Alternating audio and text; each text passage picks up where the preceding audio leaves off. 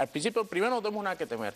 Y segundo, tenemos un compromiso con que el caso de Macler sea un caso que sea satisfactorio para la opinión pública y no quede, por ejemplo, como el testigo estrella que lo tocó, lo sintió, lo agarró, lo abrazó, del señor Isaías Rodríguez, que dio vergüenza ajena. ¿Sabes que ese tipo de personajes que suelen, digamos, financiar a los políticos, suelen poner, ¿cómo se llama?, los huevos en varias canastas, tratan de poner todos lados y tratan, por el camino van comprando a quien pueda. Eso es una realidad y por eso es importante que todo el país, y ahí tenemos que entonces hacer una causa por Venezuela, pongamos el interés y el ojo para que ese juicio no se convierta en lo que fue el testigo estrella de Isaías Rodríguez o el caso, tantos casos que tenemos todos los días. Y también tenemos que poner la atención en el tipo de poder judicial que tenemos, Ernesto.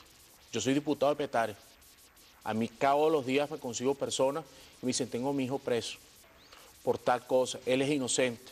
Sea o no inocente, la historia es que tiene 6 meses que no se presenta porque cuando le toca el traslado no hay autobús o le cobran y no tiene. Esa es la realidad de nuestro sistema. Y esa realidad tiene que ver mucho con una ley que se aprobó en primera discusión ayer por unanimidad en la Asamblea Nacional, que es la ley contra la discriminación racial. Si usted ve, nuestras cárceles están pobladas de gente morena. Es una realidad. Los herederos de los antiguos esclavos son los pobres de hoy y ellos son los que más pagan la cárcel, la justicia, ¿no? Yo no creo que eso tenga una vinculación directa. Yo creo que el gran problema en Venezuela del número de nuestra cantidad interno es un problema que tiene una sola palabra que se llama impunidad. Claro, pero digamos, ustedes no reconocen digamos que tenemos una rémora en ese terreno de la discriminación, que digamos seguimos castigando la pobreza. Mira, yo creo que todos los esfuerzos para ese es el lío con más grillo, perdón, que en las cárceles no se pagan los delitos, sino la pobreza. Bueno, es una realidad que la mayoría de las personas que están penadas de libertad, privadas de libertad, son personas que vienen de nuestras zonas populares. Es una gran realidad. Y la mayoría de las zonas populares son, digamos, descendientes de los antiguos esclavos, mestizos, pues.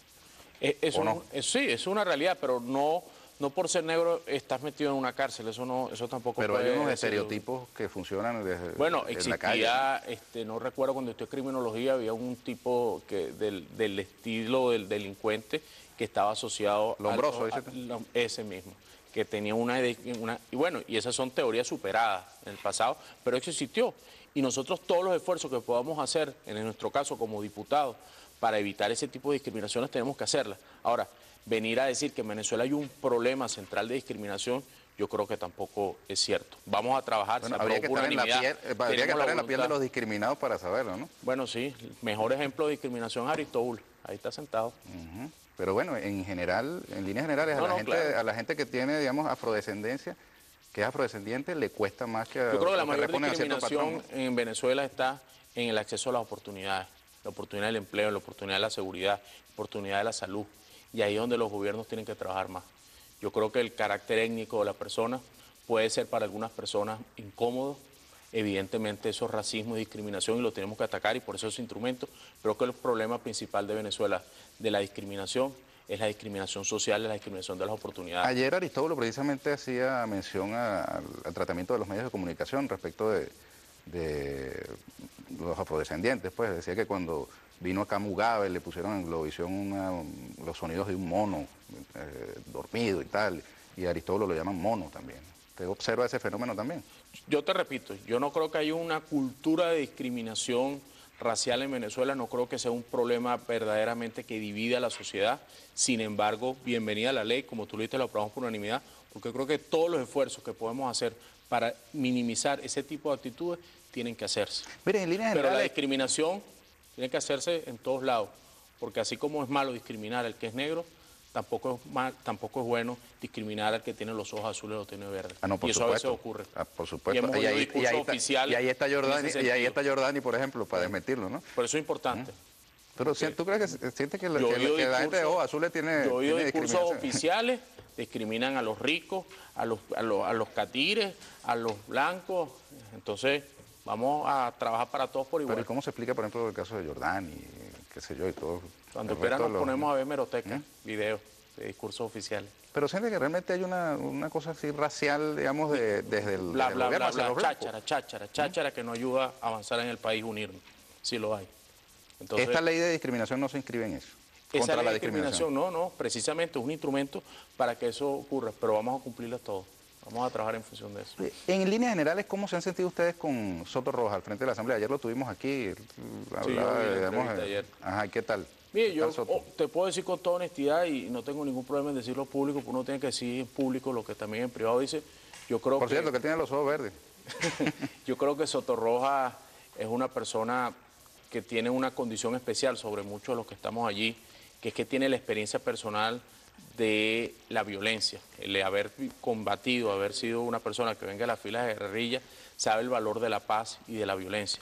Y eso le da una condición de poder mirar las cosas en una perspectiva distinta a veces al día a día y a la confrontación política estéril que está dentro de la Asamblea.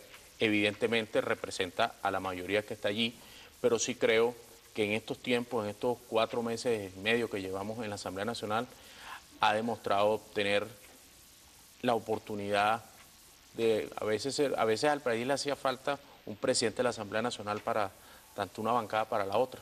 Él dice, por ejemplo, que 5 minutos son suficientes para poner por cada diputado su postura, ¿no? Ustedes se han sentido restringidos. Él dice que incluso ustedes han hablado más que ellos. Bueno, eso es imposible. Te lo puedo mostrar matemáticamente que eso ocurre. El problema es el siguiente. El problema es que la Asamblea Nacional saliente, de la cual ni Navarro, ni Soto Rojas, ni yo formamos parte, a última hora cambió el reglamento. Y todas las modificaciones lo hicieron para darle más fuerza a la bancada mayoritaria y disminuir las oportunidades del debate. Entonces, evidentemente, fue una modificación que buscó limitar la participación, en este caso, de nuestra bancada, que como tú bien sabes, somos 67 diputados, sin embargo, a pesar del resultado numérico que se obtuvo.